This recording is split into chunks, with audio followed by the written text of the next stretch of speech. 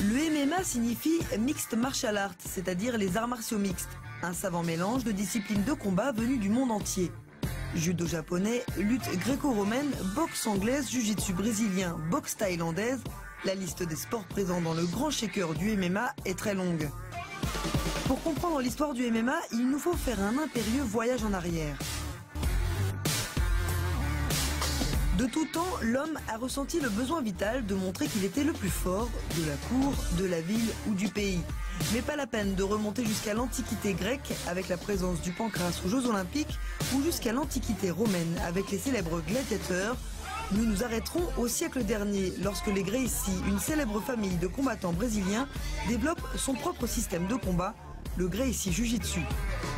Souhaitant prouver que leur art du duel est supérieur à tous les autres, ils décident de lancer des défis publics aux instructeurs d'autres académies.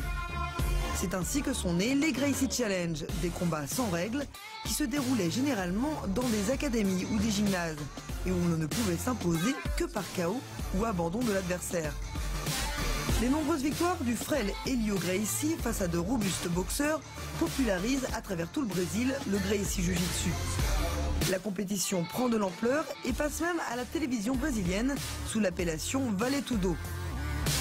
En 1993, Rorion Gracie, le fils d'Helio, se lance à la conquête des États-Unis et y importe son Gracie Challenge qui se transforme plus tard en tournoi. C'est ainsi que naquit l'Ultimate Fighting Championship, plus connu sous le nom UFC. Cette popularité du MMA s'étend jusqu'au Japon qui devient très vite la plaque tournante de la discipline grâce à la création du Pride en 1997. Les plus grands combattants du monde s'y succèdent et l'organisation éclipsera même pendant 10 ans l'UFC.